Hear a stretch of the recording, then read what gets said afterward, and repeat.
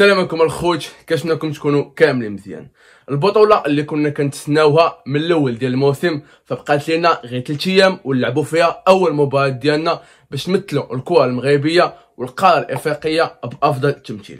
فاذا شفنا المباراه افتتاحيه البطوله لقاو على انها تلعبت البارح بالليل اللي كانت جمعات بين الاهلي المصري وانتر ميامي والانتهاء بالتعادل السلبي 0-0. في هذا الفيديو غندوي على المباراه المهمه بالنسبه لنا اللي غتجمع الفريق ديالنا الوداد الرياضي مع نادي مانشستر سيتي، واللي غنشوفوا في هذا الفيديو واش الوداد قادر انه يربح في هذه المباراه ولا نخرجوا على الاقل بنقطه، وشنو خاصنا نعتمدوا عليه في هذه المباراه وشنو هما النقاط اللي خاصنا نخرجوا بهم ايجابيه بالنسبه لنا في هذه المباراه. فلوكتي من عشاق الوداد خلينا واحد لايك خلينا نقول لكم نبداو.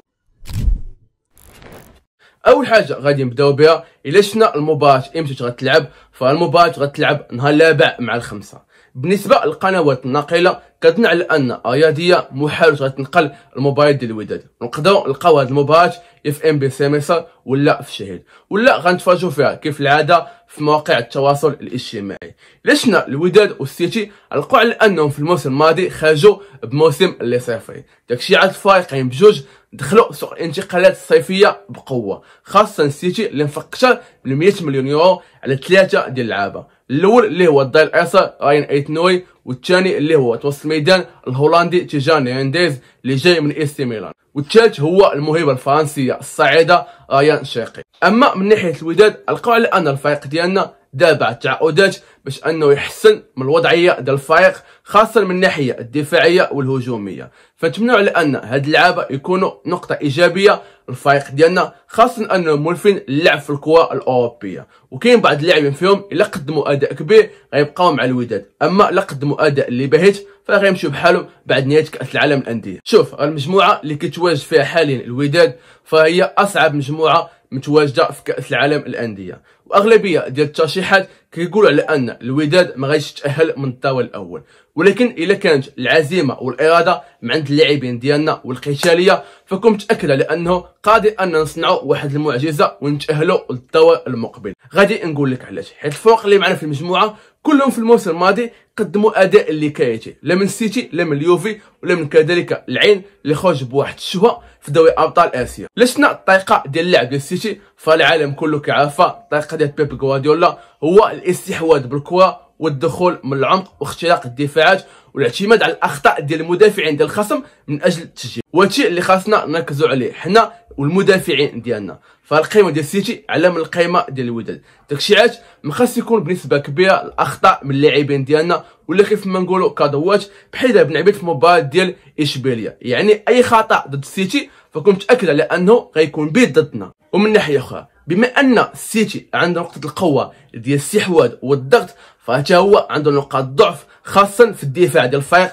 اللي كتضرب بسهوله، داكشي علاش اللعابه ديالنا خاصهم يكونوا لعابه اللي سريع واستغلال اقل الفرص، اي فرصه خاصها تجينا امام الشباك خاصنا نماركيوها ولا نستغلوها على الاقل. داكشي علاش خاص المعدل ديال الحسم ديال اللاعبين ديالنا امام الشباك تكون عاليه. فلشنا النهج اللي غيلعب به بنادم في هذه المباراه فكلشي عارف هو الدفاع والاعتماد على الهجمات المرتده، حيت من المستحيل ولا صعيب انك تاخذ الكره للسيتي وهما يبقاو يتفرجوا فيك. فمن الاول غوارديولا غيدخل باش انه يدير استحواذ ويضغط ويماكي عندنا البيت الاول ولا على الاقل ينهي المباراه في الشوط الاول، وهادشي اللي خاص اللعابه ديالنا يعرفوه. فخاصهم يدخلوا ويتقاتلوا ويحافظوا على واحد الرزانه بيناتهم ويكون واحد الانضباط والانسجام والتفاهم باللاعبين، وما ننسوش كذلك الروح القتاليه، زائد ان الجماهير الوداديه فغتكون متواجده في الملعب. بالنسبه لي انا في كره القدم فالحظوظ ديالنا كبيره باش ان نتاهلوا حتى شي حاجه ما صعيبه، فنتمنى على ان اللاعبين يشاهدوا المنتخب المغربي في كاس العالم الاخير في قطر شنو دار والروح القتاليه اللي لعبت بها المجموعه. فكلشي بين يدينا كيف ما نقولوا، واخا الامكانيات فصراحه امكانيات اللي كبيره بيننا وبين الفرق اللي معنا في هذه المجموعه، ولكن كون متاكد الى اللعابه بغاو يتقاتلوا على هذا اللوغو ويفرحوا الجماهير فغيقدموا اداء اللي كبير وعلى الاقل نتاهلوا للدور المقبل. فهذه كتكون هي المشاركه الثالثه للوداد في كاس العالم للانديه. لسنا المشاركات جوج اللي سبقوا وصراحه الفريق ديالنا ما قدمش فيهم الشيء الكثير، فداكشي علاش عندنا واحد التفاؤل كبير بهذه النسخه باش ان الفريق ديالنا يقدم واحد الاداء اللي كبير واللي يليق باسم الوداد في العالم كله. فكيف ما كنعرفوا المباراه الاولى كتكون ديما مباراه اللي مهمه، الا ربحتي فيها فكتكمل في واحد المسار اللي مزيان وتبقى خاصك غير فوز اخر وتأهل للدور المقبل. اما الخساره كتخليك انك تبحث ضاوي على ربح في الماتشات اللي جايين.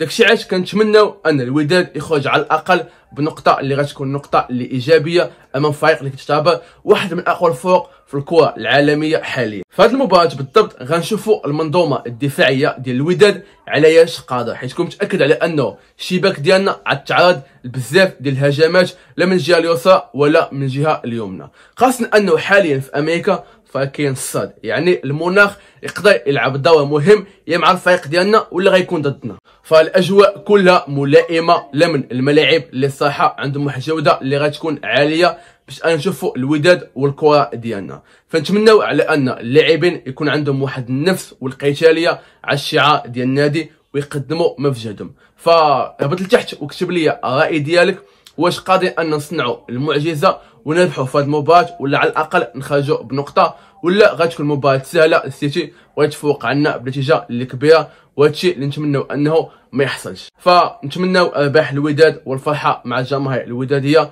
في هذه المباراه. فنتلاقاو في الفيديو الجاي اللي غيكون فيديو على افضل تشكيله اللي نقدروا نبداو بها ضد السيتي. هادشي ما كان خوتي، بقى لي نقول لكم تهلاو.